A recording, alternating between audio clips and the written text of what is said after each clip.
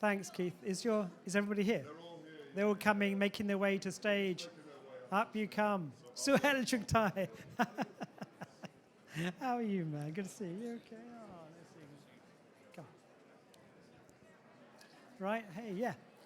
I'm going to hand over to Keith and the panel for the next, it's an hour, is it? You got Keith? We'll finish at 2, so we'll come back to 2. So about an hour or so. So Keith's going to talk to you about health tech, how to get into this industry with amazing experts. So I'll leave you with them. I'll leave you with one of the microphones. No, I think we've just got the one microphone, so we're going to be passing it around. Hello, everyone. Oh, my God. I still have part of a voice left. It's really, really lovely to see you all here over lunchtime. Hopefully you've had some food, because it's usually gone in most forms after we finished. And this year we'll be talking about how to get into health tech, something that I get asked all the time. And I've had lots of people coming to speak to me here as well. And given that happens everywhere I go, I thought, well, it's great to do it at scale. This is what health tech's about. And maybe try and talk about that. But not just me, because I have my own particular way in. And I think what you'll find when it comes to trying to get into health tech, whether you're a clinical or non-clinical background, any stage of your career, there's no one way to do it. And I try and find a way to make it easier in some of the work that I do. But I think actually the pleasure of working in health tech is its diversity and the way that you work in teams. So maybe that it is important there's lots of different ways in. And what better way to talk about that is to actually get people who've got different stories to tell. So today I am delighted to bring up 3 panelists to talk about how they got into health tech. First up, here we have Dr. Raina Patel. Takes his glasses off. Raina is a former academic neurologist, and for 12 years in digital health ran a VC-backed Vine Health, which was patient-reported outcomes platform, which has exited, and she has now got a great story to tell about that journey. Then we have, in the middle, Professor Rebecca, I've got here Rebecca Becky Shipley. What do you prefer? Becky's fine. She's a professor of healthcare engineering at UCL, and during COVID, led the ventilator project with the Mercedes Formula One, which is super cool, and deployed to 120 NHS hospitals and 30 countries. So that's going to be interesting to hear about. Now seconded to UCL Partners for Health Innovation Commercialization. And then at the end, we have Suhail Chugtai, who is an orthopedic surgeon, AI telehealth developer, digital health educator, and editor-in-chief of Telehealth Today. And I can tell you from the conversation we had before, a whole bunch of other things as well. But we've got some great panelists here to talk about their journey into health tech. So as a panel, what's really lovely about this is that I get to preserve my voice a little bit and hand over.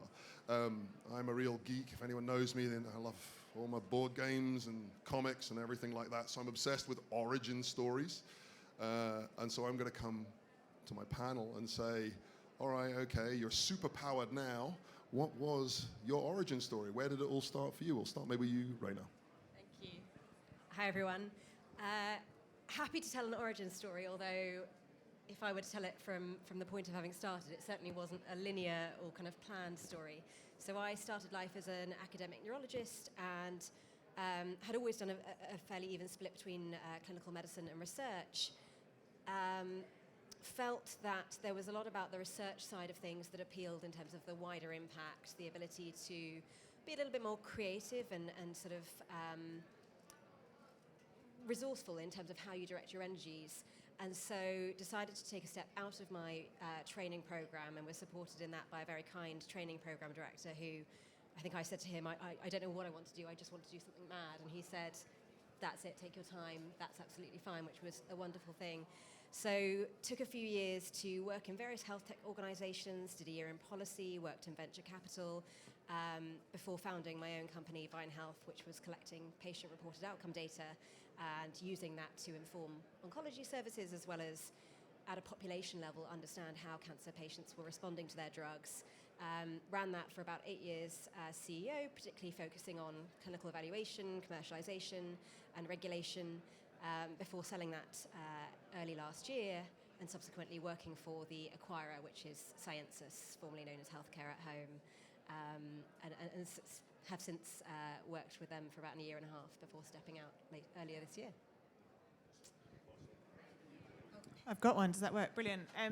Good afternoon, everyone. So I've got quite a different background again, actually. So, but maybe with a similar narrative, I never particularly had a plan, and still would argue I don't, to be honest. But I actually trained as a mathematician, so I have no medical or clinical background whatsoever.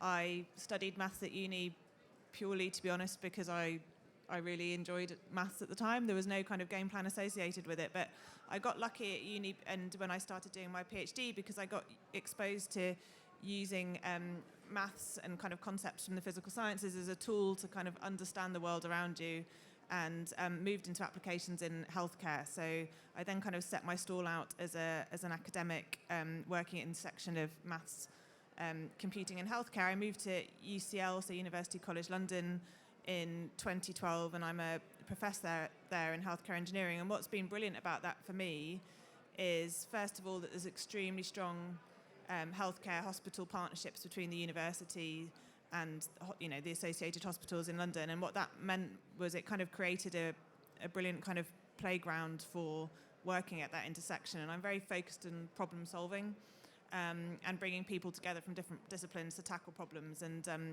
it's been an incredibly rich environment for me for that. So I've worked in a whole host of different clinical domains, from cancer to placenta pathologies to nervous system tissue engineering. And I also formed a collaboration with the critical care unit at University College Hospital, which was around developing new models of patient physiology learnt from vital signs data that's collected in intensive care patients. And we got a big grant on that not long before the pandemic. And what that meant was that when the pandemic then started, I had existing collaborations there. And that led to a big pandemic project that I co-led with colleagues, which was then a collaboration with the motorsports industry as well. So the Mercedes Formula One team, where we went from a standing start and made or designed and then got regulatory approval for and then manufactured with the Mercedes team non-invasive ventilators that were commissioned ultimately from the government and went out across the NHS. So it was a brilliant story in many ways, but we learned a huge amount around what it takes to go from a standing start to deploying technology at scale within the NHS. And of course, in many ways that was easier in the pandemic because there was alignment of values, and a lot of some of the bureaucratic processes that I think we faced, the frictions in the system that we generally face, were minimised, although safety and efficacy was never compromised. So post-pandemic, I wanted to take some of that learning into what I do now, and that was my motivation for then moving to UCL Partners, which is a health innovation company that works across North Central and North East London, and that's what we're looking at now. So I'll come to you, pass the microphone across. So some themes already in there, and it might be useful to come back about, you said, when I was... I haven't said. Oh, no, I'll come to you in a second, don't worry. I was being a CEO, serendipity, problem solving at scale. Yourself, yeah. So my journey started with a failure to create a website. I was not able to create a website back 25 years ago. I thought I should learn it myself. I was told that is the best way to create a website. And I felt that's not true. And I think many of this thing will echo between many of you, that the technologist will tell you that is the way to do it. So I learned HTML back then, 25 years ago. I created a website. Then came the problem of a workflow issue. Like I could not program Access database to create a patient chart. So I learned Visual Basic to create a macro within Access some 20 years ago. So everything starts with a failure. And that prompted me to learn more. And I think the important thing I would really sum up my journey through many of the stages is to develop a TQ, the technology quotient. IQ, EQ, financial quotient, they all work together very well. But without TQ, you cannot solve a problem where technology can help you. So I developed the TQ to solve problems. And then it went into complex things like learning the Silverlight Microsoft language, learning other technologies like video technology, how to learn how to create a Netflix-type telemedicine, how to create coder and coder on two sides, patient-doctor, and transmit a high-definition signal from patient to doctor with ultrasound using ordinary bandwidth, only 356 kilobyte upload. That is what I learned. So everything has started with my failure to create something, and disappointment that the technologist said, that is the only way to do it. But I thought that is not. And that is the way my journey into technology has flown all the way. Yeah. No, it's really interesting to hear that resonates as well. Working as a doctor myself, I was constantly faced with problems. We'll see problems in our work, or from the outside you'll see those problems. And not being a technologist other than a very geeky person, I didn't come into solving those problems with any preformed ideas. I think that's what you're talking about here, is like, this is the way to do it. But you either absorb those and learn as you go, but sometimes you'll approach it in a slightly different way, or bring a different way of thinking. And of course, the reward for this is you just get new problems, because you're often working in new areas. Would you agree? I think if you're not facing a challenge, your curiosity will not be intrigued. So if you're in trouble, you should be blessed guy, because now is the opportunity to solve that problem. So I felt, for example, I give you one example. In Saudi Arabia, we deployed a telemedicine software, but the ladies wear hijab, the face cover. So they were very scared that if I use telemedicine and my face cover drops, the other doctor will be recording this.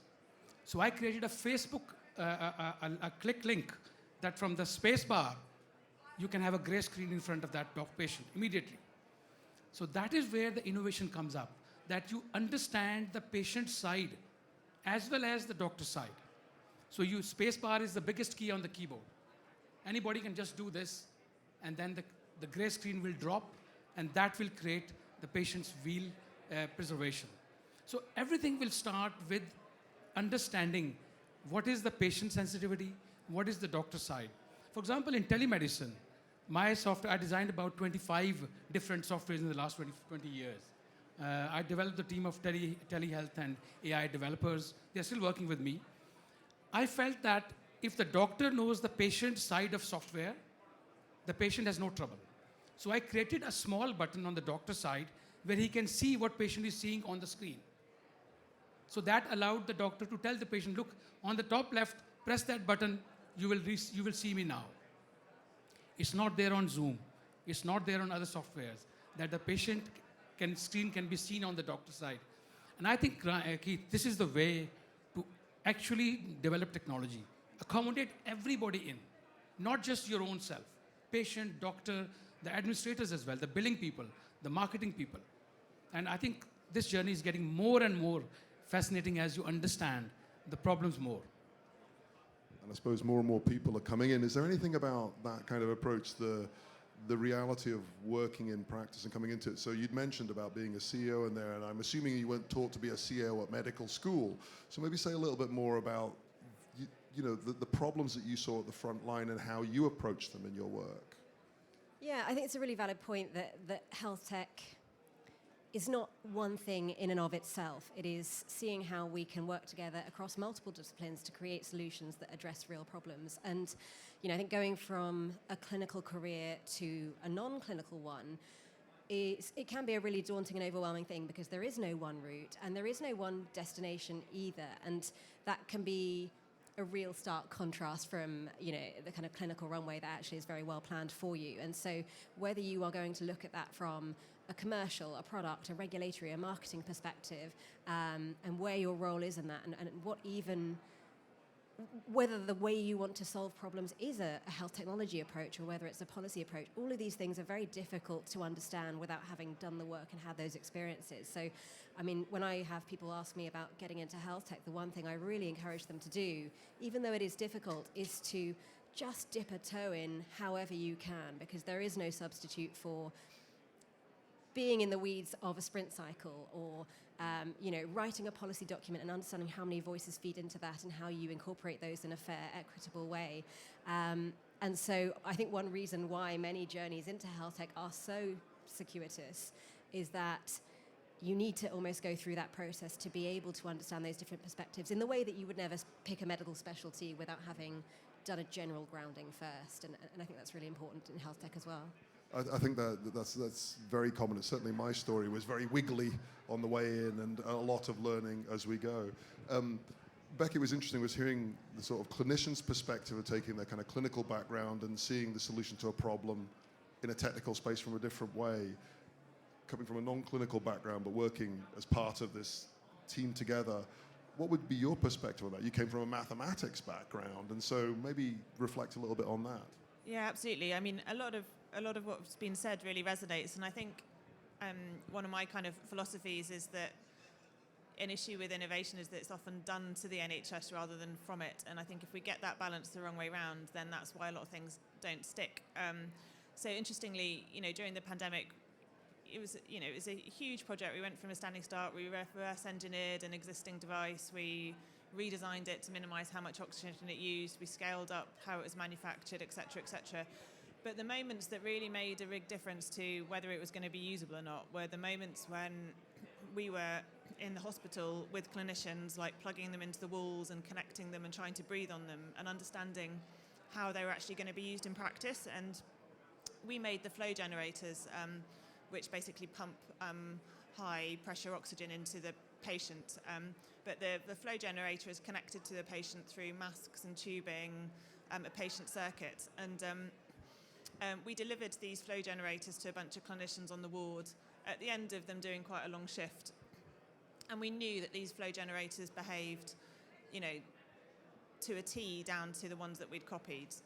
They were, extremely well engineered. But we then watched as the clinicians grabbed together a host of tubing and piping and masks and plugged them together and put them on. And they were really hard to breathe against. And it was because that combination of that patient circuit makes a huge difference to the resistance to flow. And had we not been there at that moment and that time and seen what how it works when you deliver a box of something into a ward after a shift, that would have been it, because that would have meant they'd have kind of moved on to the next urgent fire that was burning and tried to work it out. But what that meant was that we then redesigned the patient circuit and pre-packaged them and delivered them in boxes, so that actually if you came off a shift at the end of the night, you could open the box, you were good to go, you could breathe straight off the device, and it would work. And it was moments like that were all about understanding how things are going to be used under stress in that kind of environment, that made the difference between whether that device was going to be a useful thing for the NHS or it wasn't. And I think that bit of the puzzle, it's just one example of many, but it's that bit of the puzzle which is often missing, I think.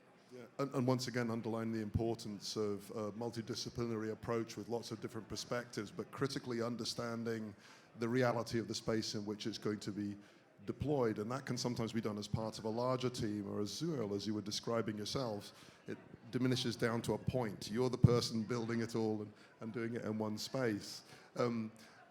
Is that fair to say? Because you sort of learned some skills along the way, and you were acquiring them.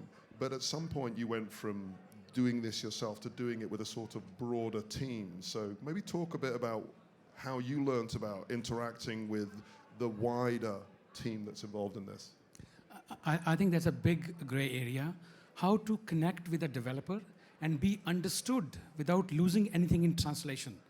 I found that very difficult because of different background, different priorities, different nomenclature, different definitions, different cultures, at times different educational level. So I found that it's easier to write on paper what is the problem, what is the problems patient-facing side, what is the problems doctor-facing side, or if any admin side or any business side. And then actually go through that diagram with the developer. Because when they see the diagram, it's like a traditional old school teaching. When they see the diagram, their primitive skills come up, that somebody is teaching them. Somebody is showing them on the blackboard or the whiteboard that what's the problem. So I drew the problem, I could visualize the problem. So Keith, the key word is, we must visualize the problems as clinicians, the frontline challenges to a doctor. Make a diagram and discuss the diagram with the clinician, with the developer. And also at the same time, we need to understand the basic terminology, nomenclature of the developer side. For example, what is MVP? Modular View Control Language of HTML. What is dot per square inch DPI? What is the page resolution like? Because they will come up these things, and if you have no answer to that, you will say, okay, that's fine. If you understand, you can challenge that this is not the right way. What happens is that the software is made, then it goes to the tester, and you are one of the testers. And then you don't approve it. You say, go back and change the whole screen. It's not the screen of my patient. It's not the color of my patient.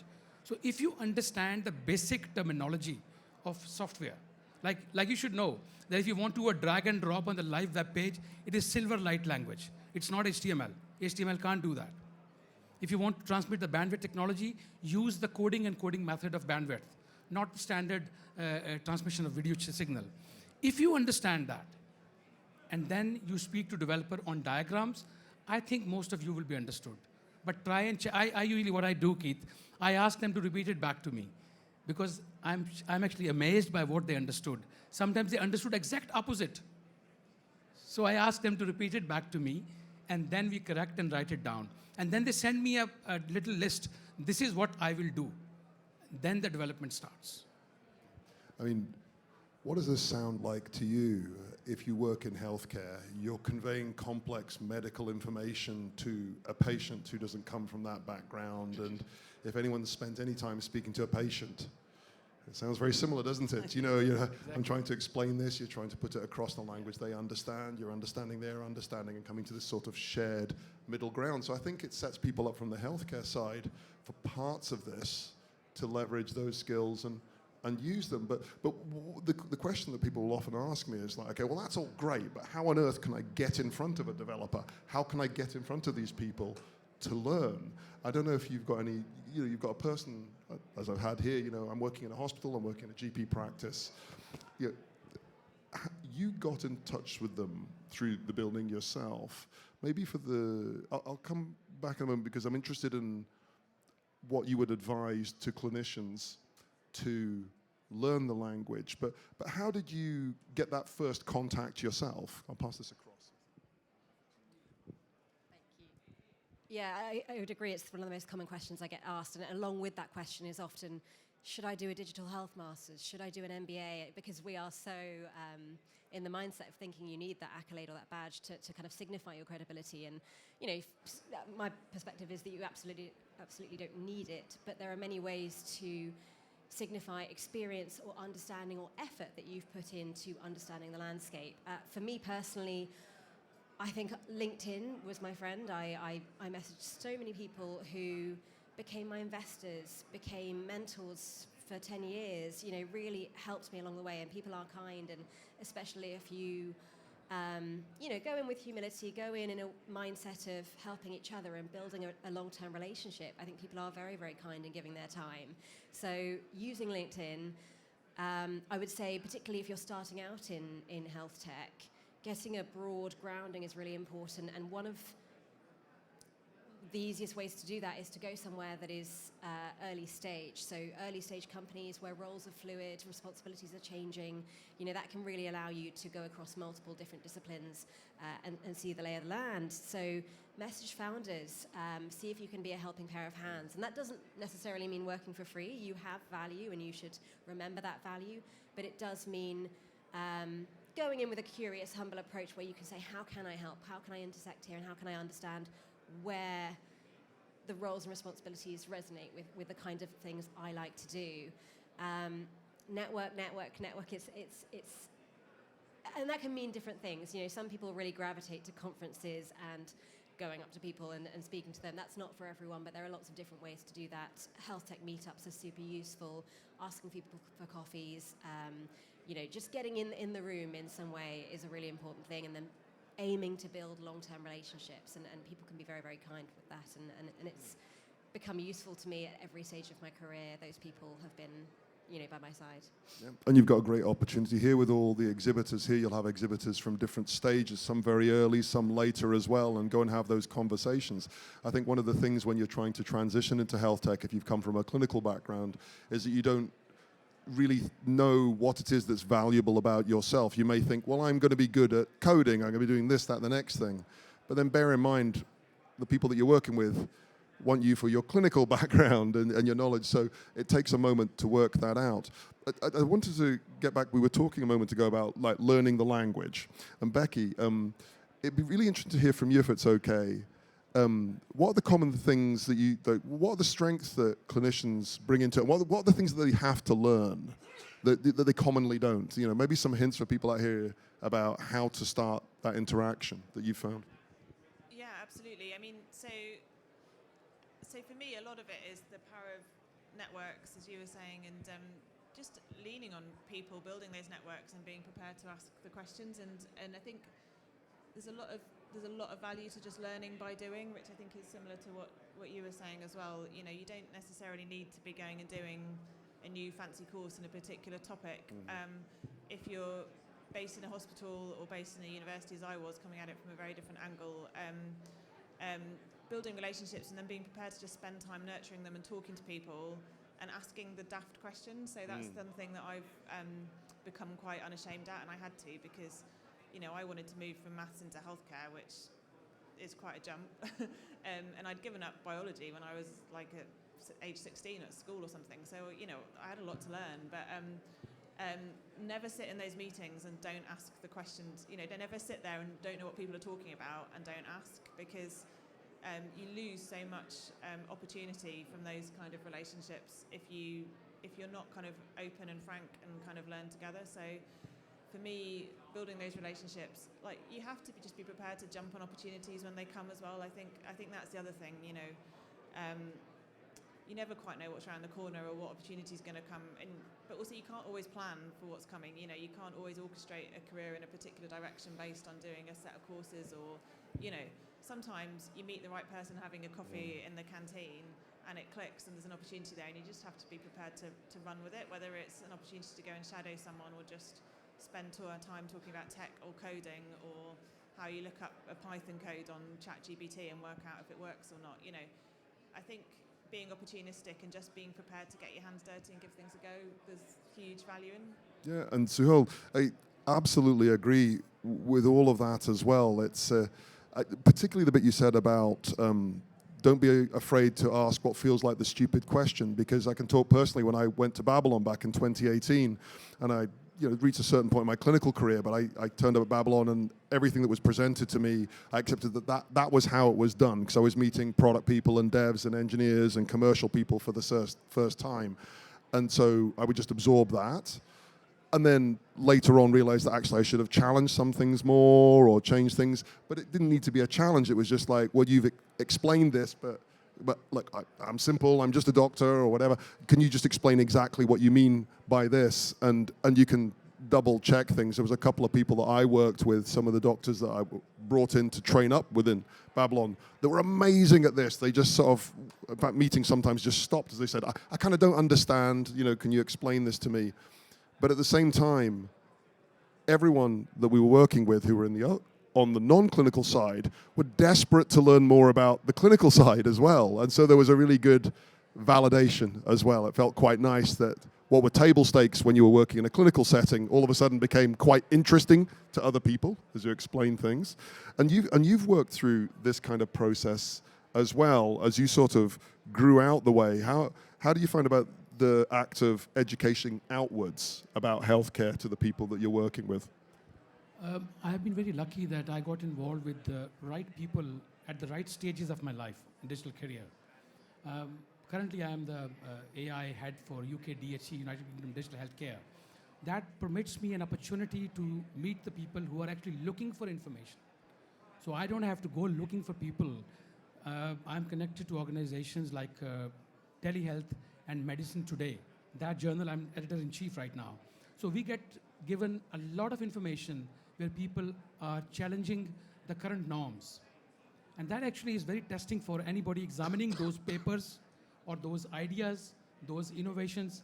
I examine startups as well. And when you see some very crazy idea and you suddenly see the conviction behind it, you start believing it. That this guy is going to do it, because no matter the idea is way off from the norm, but look at the conviction behind it. He is standing firmly, taking questions. And you mentioned of questions, Keith. It's very interesting that when I did my AI in healthcare from MIT, now I'm doing from Stanford as well, I believe that they don't judge you from your answers. They don't check your information. Information is no problem nowadays. Everybody has information. But they check you how you question them, how you ask questions, because that tells you where you are, what is your current understanding, and what is your approach towards the problem. So right now, the teaching has to change.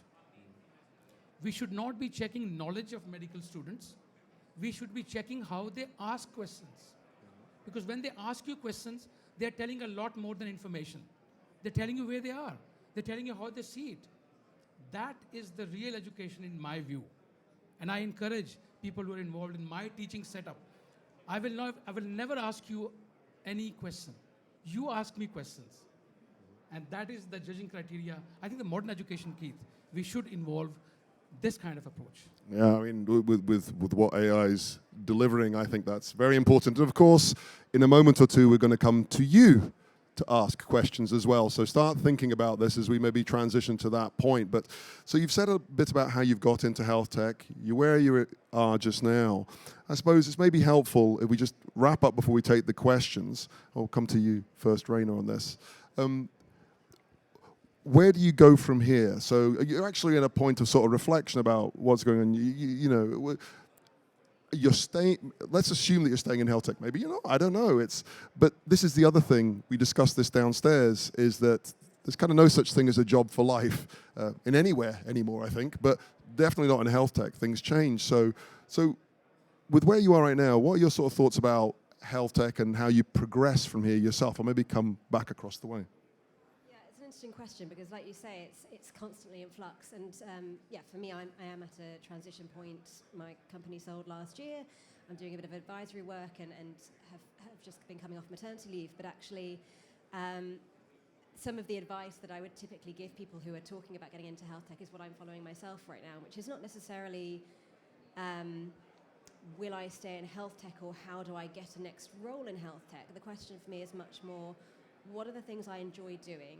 What really are my strengths? What are the things that I do that don't feel like work? What are the things that make me feel satisfied at the end of the day? And you know, when I was leaving medicine, I wrote those things down, and I really tried to quantify them and make them tangible. And for me, that was the ability to be creative, the ability to be scrappy and resourceful and have autonomy.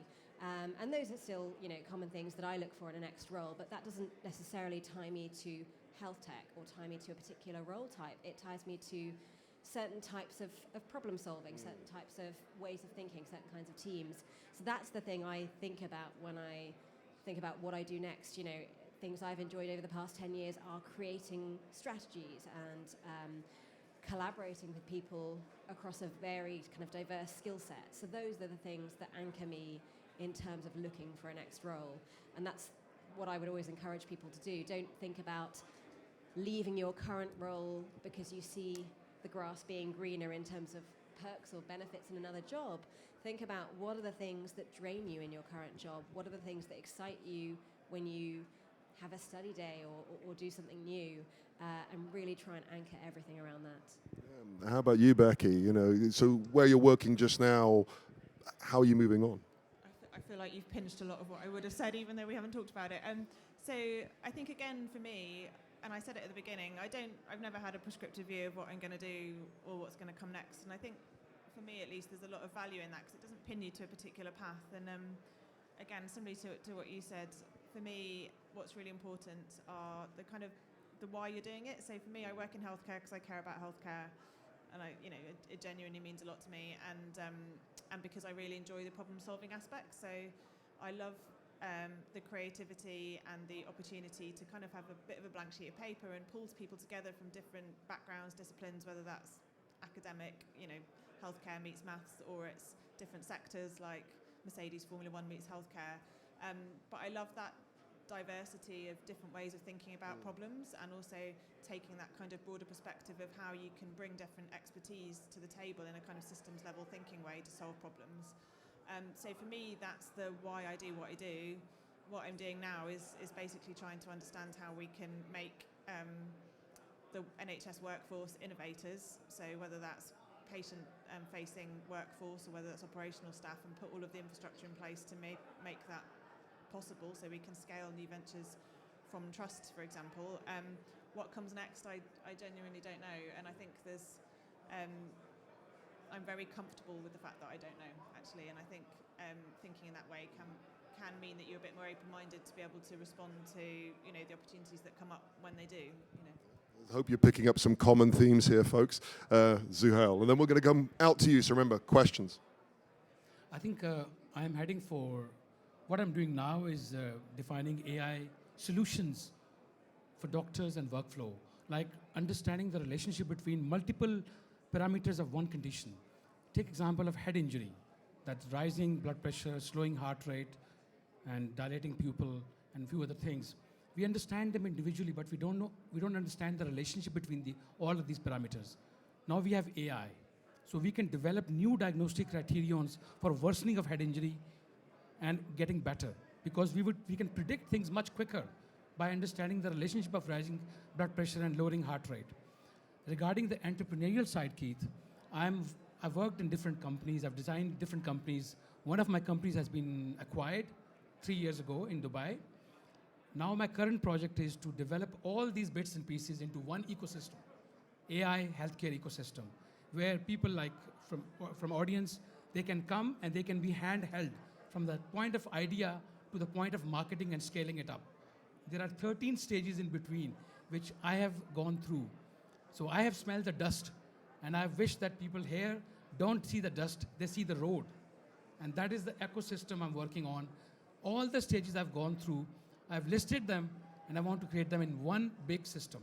And that's my next project, which doesn't let me sleep.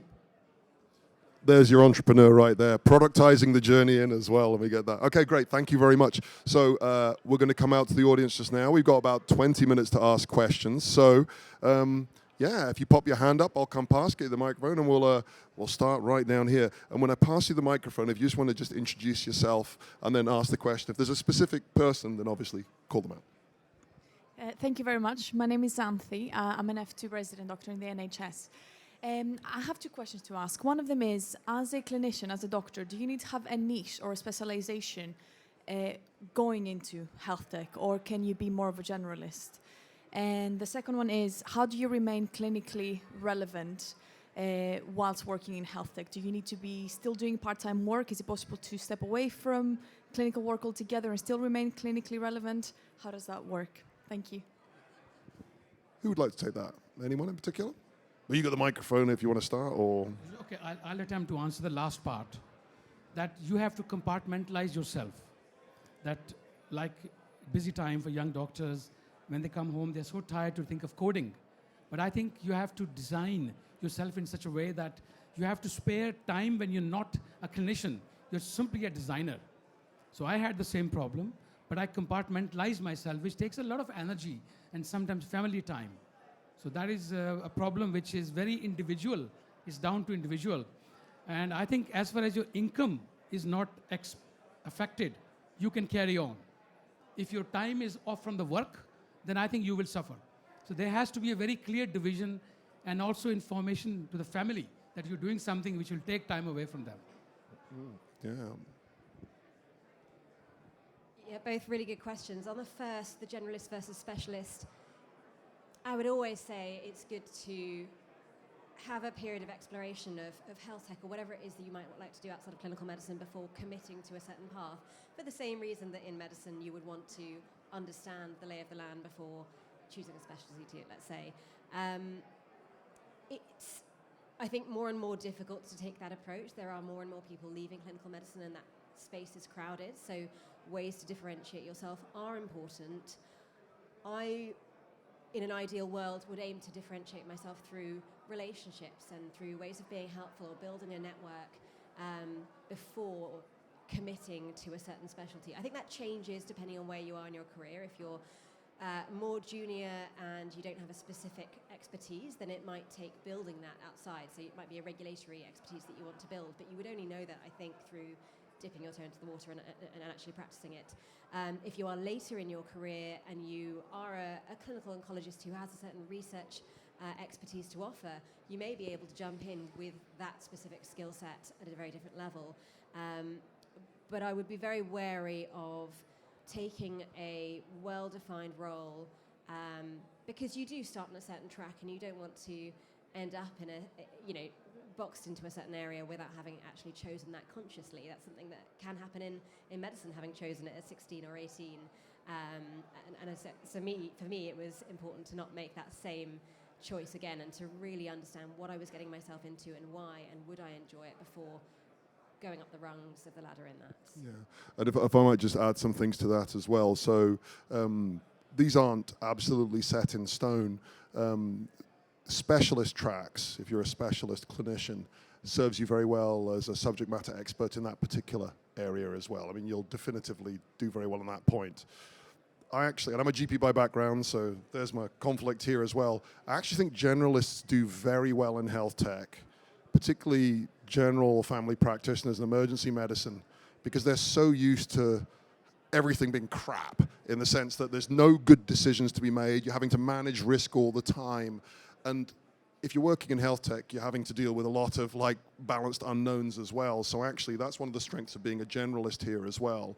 Getting some clinical experience is very, very important. I mean, if you come into health tech very early on in your career, you've had the medical training, but you don't have some of that lived real world experience, which speaks to what Suha was saying about that being on the ground. But that's not to stop people doing this. And then the other question you said was about maintaining your clinical competencies and skills. So I stopped practicing last year because I'm all in on digital health and I practice medicine through product, not patients. You know, I do that side of things. But for a long time, I did a bit of both. So I went 1 day a week as a general practitioner and so on.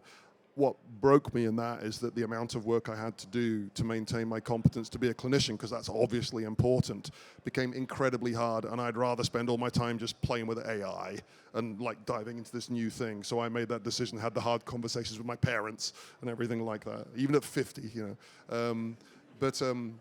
You know, so there's no set rules in here, but it is useful to understand that. Anyway, next questions. Yourself at the front. Name and... Hi, my name is Dan. I'm an NHS doctor and co-founder of Emerald. We're in the preventive health space, so I'm 1 year in to my attempts to operate in health tech. We've heard a lot about this circuitous route to getting to where you are now, and in many ways it sounds like that was part of the journey, part of the experience. I was wondering if you had any advice for mistakes that were made or things you wish you'd done differently to find yourself where you are now. Thank you. Cracking question. Who wants to have a go at that? What do you regret? Yeah. It's a great question, and it's very nice to say we shouldn't live life with regrets, but there are certainly things I would probably do differently looking back. I think particularly in those early days of stepping out, I think it really helps to be in a high-functioning, constructive, productive environment. So I think I would be much more discerning now about going into a team. Let's say you want to experiment with life in a startup. You know, going into that team, really just trying to be perceptive about the relationships and the culture, and is this a high-functioning team? Are they moving fast? Do they work well with each other? Do they constructively challenge each other? Do they have a supportive relationship with their investors? Are they got clear goals? Are they going somewhere? And are these people I want to learn from and emulate? And putting yourself in those environments, I think, is really important and really leapfrogs you ahead. And I certainly put myself in a few environments where I thought, actually, this is not the kind of culture that I would want to create in my own organisation, for example. And that's an important learning, but were I to go back, I would actively seek out those kinds of environments. But do you think it's, in some ways you have to kind of go through that? I suppose if you're a doctor or a nurse or someone working in healthcare, you might not know what the signs of these dysfunctional relationships might be. So, you know, tough things will happen as long as you learn with them and have a sort of attitude of gratitude and learning within this. That's fine. But is there maybe sort of signs that more generally you would say that a person could pick up on? Yeah, it's a tricky question. I think a lot of it is interpersonal and the environments that you gel well within. You know, there are certain, let's say, management consultant environments that are all about pushing you, OKR driven, you know, really well defined in the way that medicine can be. And then there are other environments that are much more creative, much more about encouraging the strengths of the team and the people that you have. So part of it, I think, is personal. I think what I would say is there is a lot of flexibility outside of medicine in terms of how you commit your time and how quickly you do that and how you structure it. And so that's a benefit or an advantage that I would play on. You know, you don't need to commit to a full-time job like you might in medicine from day one or post-interview process. You can say, hey, look, I'm early in my journey here. how can we figure out together whether this is the right thing for me and you? Because no one wants to waste, their organisational time and resource on someone who isn't a right fit for that environment. And actually, as an employer, I would have really valued that from people we were hiring. It's not often possible because people want to, especially if they're in a full-time job, have a clear landing point. But actually, if you do have that flexibility to say, can we try this together? Can we have some flexibility in what the role description will be 6 months in, and can we work together to figure out what that is? I always really appreciated that if people had that flexibility. Yeah, Becky, Cyril, any sort of recollections, things that you kind of wish you'd learned early? Again, I would say very similar things, but obviously I've come at it from a very different angle. I would maybe just add to that the power of having kind of mentors, people around that you can go to and be like honest around the problems or the opportunities you're facing, and have those honest conversations about how you respond to those in a way that like aligns with what you want as an individual. And then I guess the only other thing for me is actually kind of trusting your instincts a bit. So, and it comes back to the being in an environment that's right for you. That's a very personal thing. But for me, where those kind of teams haven't gelled, they didn't gel at the beginning actually, and there's a lot of value in, as you're more experienced, then kind of what works and what doesn't, but actually your instincts are often right. So I think having the confidence to act on those. But I really, really strongly agree that the team is the most important thing. The people that you work with are kind of everything. They have to look after each other when life goes wrong, as well as when life's great, as well as when you're facing problems within the the company, for example, or whatever kind of thing you're doing. So that's like utterly pivotal to me. Yeah, I see it as the teams that in time, because there'll always be stressful times. Do they pull together or do they pull apart? That's a really what you said about just that gut feel. Yeah, absolutely. Yeah. I think I regret, personally speaking, the time I did not spend with my family. I played less cricket. I got early grey hair. I remember the weekend when my wife took my kids to Wales to drive alone. So these are the things I regret. But I don't regret that when I see the benefits of my work. I see doctors doing clinics faster, quicker. I see doctors seeing a patient far away from them. I have no regrets for that. So I regret the family time I have lost. I've regretted the cricket fields I've missed. I'm a cricketer. I played for under-19 Pakistan national team and then league cricket here in John Player League. So I regret all those moments when I could not do anything apart from IT because of my involvement. But I think you don't regret your passion in the end. Yeah, good stuff. Are there any other questions? Okay, I might come to yourself and then we'll come to you afterwards. Hello, I'm Francesca.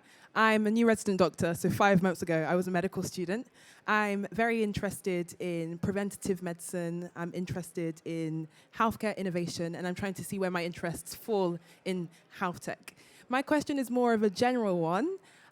You spoke a lot about the benefit of exposure, getting your foot in the door, learning by doing. My question was, what is the role of mentorship in your personal journeys in the area of healthcare? And if you were to go back to the version of yourselves at the start of your journey, what advice would you give differently to yourself in regards to the role of mentorship and the mentor-mentee relationship, assuming that you guys had mentors in the space? Thank you very much. So yeah, the role of mentors and people assisting. I think it's very important to have somebody who is doing that thing which you want to do with love. You want to see somebody doing the same thing as you're doing, but somebody doing with intense love. And mentorship is going to be very natural in every field. This is no different. But the difference here is that this mentorship is not just a passion. It requires technology understanding. So you require to understand how this person is capable of solving a problem. Behind the person who is doing something with love and care, and he can talk to developers, he can create software very quickly. What is behind it? There is an intent to solve a problem. There is an intent to understand things. I think if you understand the mentality of a mentor, he would not just love, he would try to go to the basics. So I think in my career, I found people like Mr. Sanders, Professor Sanders, the American Telemedicine Association head. I saw him working diligently. I saw Professor Wallace. He said the informatics in Edinburgh College. He was my mentor at that time. So I regard mentorship is very important. Professor Shafi here, he's one of the mentors to many. And there are many people who you can follow. Yeah, I agree, and I think you can put the formal kind of mentor label on people as well, but I think it comes back to networks and the people that you're around as well. I think it doesn't always have to be a formal kind of mentor-mentee relationship, if that makes sense, but just surrounding yourself with people that you can be open with, and people that have got different perspectives, and being prepared to listen to them and think when it aligns with you, and also know when not to take advice on board, I think are all kind of really valuable components of the puzzle. I never actually have had formal mentors, but I have felt very lucky to have people around me that have thought in different ways and who are happy to sit down and have a chat about things, you know what I mean? So I think it's building them both, I think is important. Yeah, if I could give myself advice at that stage, it would be firstly to spread the net really wide and meet lots of people, because again, it's a personal relationship. It's about who you vibe with, but also what interests you have in common. I think naturally over time that will shake down and whittle down to the people who you really end up building a relationship with, and get value out of those conversations. Coming back to what Becky said earlier about trusting your instincts, I would really pay close attention to how you feel coming out of those meetings. Are they someone who energizes you, who makes you feel positive about your career path forward, who gives you clear, actionable advice? Because you can have a lot of mentor conversations and still feel nonplussed and none the wiser, which is not the situation you want to be in. You want to be using that time productively. So I'd cast the net wide and then be really reflective about what you're getting out of those conversations and how you feel coming out of them. Fantastic, thank you. I promised to get a question for you, and again, your name and ask the questions. So my name's Haji, I'm a cardiology registrar. So often I find myself seeing referrals for patients who've been admitted due to some clinicians and patients not appreciating the nuances of wearable technology. And I think as we move forward, new technologies are going to become more and more ingrained in our lives. So my question is, do you see the value in integrating teaching on digital health and AI into formal medical courses and specialist training programs, both from a patient care perspective and also for creating clinicians who can speak the language or more readily contribute to the health tech ecosystem? I'll take that one. Yes, I think it's absolutely absurd that we're not teaching digital health, AI, innovation as a core component of undergraduate things. I'll hand over to you guys in a minute, but I've been totally triggered by this. It is absurd that look where we are right now with technology in healthcare. You go to medical school this year, you come out 5 years' time. I'm not aware of a single medical school where there is a core component related to this. So the doctors, the nurses, or anyone 5 years' time will come out and they may not have had anything other than what they bump into outside. That's insane. What if we did that for pharmacology? Crazy. Anyway, I'll hand over to you guys. Luckily, I don't have a different opinion. I would be scared if I did. Of course. I mean, you would never dream of practicing clinically and ordering an X-ray for a patient if you didn't understand what X-rays can and can't see and what limitations that as a modality has. And I think the same is true of digital tools, especially with AI, where it's not an easily visualized decision tree. It is, to some extent, always going to be a black box. And you can layer on all the explainability you want, but you need to, as a practicing clinician, I think, understand where are the weaknesses in this technology? Where can it go wrong? Where is my clinical input always going to have to be a second human in the loop layer? That is going to become more and more important, I have no doubt. Whether digital health as a specialty should be standalone, I don't know, but I think digital health is not one thing. It will intersect with every aspect of practicing clinically, and so I don't think it should be something that is only the concern of one subset of practicing clinicians. It needs to be integrated into how we think about delivering care from start to finish, and that's happening reactively currently. So planning that proactively and understanding how we build a grounding that then clinicians can feel comfortable making their own decisions from first principles rather than saying, quick, have I been trained on this tool, I think is really important to have that peace of mind, both from a medical optimization perspective and a legal liability perspective. Yeah, I suppose it's a bit like you have pharmacologists, pharmacists, prescribing clinicians. It's the same sort of thing. Everyone has that kind of grounding, and some focus in those areas. A resounding yes from me as well. We're probably all going to say the same things. You know, the background that I come from means that I'm kind of inherently very pro training people in different aspects of how you solve problems, right? But, you know, in a very simplistic sense, if you look at the NHS 10-year plan, the main parts of the plan that are going to change things are analog to digital and innovation. And so the idea that you wouldn't then equip the workforce with the tools to be able to be the people who are going to do that work seems a bit mad to me. So absolutely. Not just yes, but the question is not why, it's how and what to teach. We've gone past the stage of why. And I think that teaching the implementation leadership skills in AI to build up the TQ, the technology quotient, is important. So understanding of the clinical problem, that's one thing. We all have that ability. But actually to convert that into technology-based solution, that is where we need to learn the nomenclature. I don't think we need to learn technology as doctors. We need to learn the touch points of technology with healthcare. And that syllabus is very small. That syllabus is not big. I can assure you that.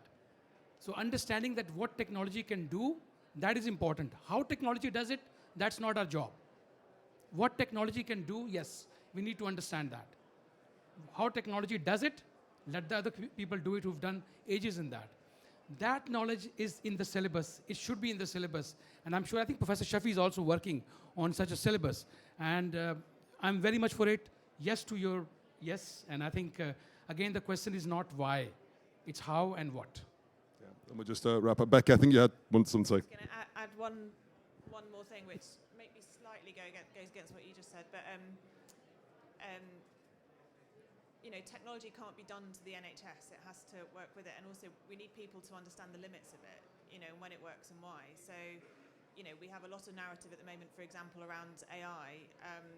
And there's no doubt that AI, I'm sure, will make a colossal change to how the NHS runs, for example. But I would say, given the amount of energy and investment that's gone into AI, there's still quite a big mismatch between the amount that's actually got through to day-to-day kind of clinical work. And to some extent, that gap is because any AI tool is as good as the data that you use to train it. And we need people who understand the limits and the benefits and how these things work in order to actually get them through to kind of frontline practice, I think. So Yeah. Thank you. That would be my last Yeah. piece. Thank you very much. So we're going to just wrap up there. I think hopefully you've enjoyed this. Oh, there's some more questions at the back. We've got a few minutes. Okay, I feel bad. All right. I'll go at least ask. Okay, but there's two of you. You're going to argue as to you're going to ask the question. Okay, this is the last question. All right, okay, so go for it. Make it a good one. Yao, GP. Just out of personal interest, and thank you very much for an amazing panel discussion. How would each of you define or describe good or strong leadership, and how would you each either describe yourselves or your leadership style, or how others potentially would describe your leadership styles? Next panel, how to get into health tech leadership. Okay, anyway, if you maybe have something to say as that final question about the leadership side of things. We've got too long, have we? We could talk about this for a long time. So I think you have to be empathetic. I think you have to be prepared to take risk. You have to be prepared to look after your team. And you also, I think, need to set the values and the why you're doing what you're doing with your team so that everyone has values alignment. I think that's pivotal. Yeah, I agree with that. And maybe I'll focus on the differences that I see between clinical and health tech leadership, perhaps. There's a very clear hierarchy in a clinical setting, or a very clear protocol or kind of contribution of each member of a clinical team. That's not necessarily the case in health tech. And so I think it's much more about having that empathy, recognizing people's strengths, understanding how people contribute and work together, and creating a top-line strategy and vision that people are enthused by and understand, such that they can contribute to that in a way that uses their own strengths, but also gives them the freedom to try things, to try and fail often, because innovation is fundamentally often about failing multiple times before you then succeed. So being the kind of leader who encourages that process and that culture is really important. I see this slightly differently. When a young AI entrepreneur comes to me and say, look, I want to develop an app. I can't do this properly. Tell me how to do it. My approach is to actually write it down. The way I help is that the way when you write something down, your brain works differently. So when you write it down, you look at the points where that doctor needs hand holding. There could be some points like you need a designer. You got a great developer, but you need a designer. Okay, you got a designer, but now you need somebody who can regulate this for data protection. Okay, you've got that, you need clinical validation. So you got clinical validation, you need marketer. You got marketer, you need AI influencer. So all these 13 stages, you need to identify when someone brings an idea to you. And you pick up where he or she is lacking and try and handhold them, either connect them to the resource or jump in yourself. That is the way I approach it practically. If someone comes to me that I want to develop an app, I've got this, where do I start? And for me, leadership is essentially about using whatever talents, knowledge, skills, connection, experience you have to help others succeed. That's it. It's not about yourself. Create the environment, others succeed for you. And then take the rap when they get it wrong. That's the hard part. Anyway, look, thank you very much. No more questions now, but I'm sure that we'll be around afterwards with other ones. Can everyone join me in thanking our wonderful panelists for sharing their story? And what's up next? This man's next. Thank you, Keith. Thank you, Raina, Rebecca, and of course, so had a great session. So we're going to kind of break for lunch break for half an hour. But in terms of leadership, downstairs we have UCL Business School for Health, and please go and see them. We're the world's first and only business school dedicated for health. We run MBA programs, DBA, which is PhD programs, Exec Ed, Masters and a Bachelor's program, all on digital health innovation, entrepreneurship, and leadership. So please go and see them if you want to formalize some courses or come to our exec program, which I run. But go and see them and have a chat about what it could mean about running a leadership program or being taught, etc. Please do engage with our sponsors downstairs and exhibitors while you've got half an hour. I will see you back around about 2:30 for the session this afternoon. Thank you so much, Keith.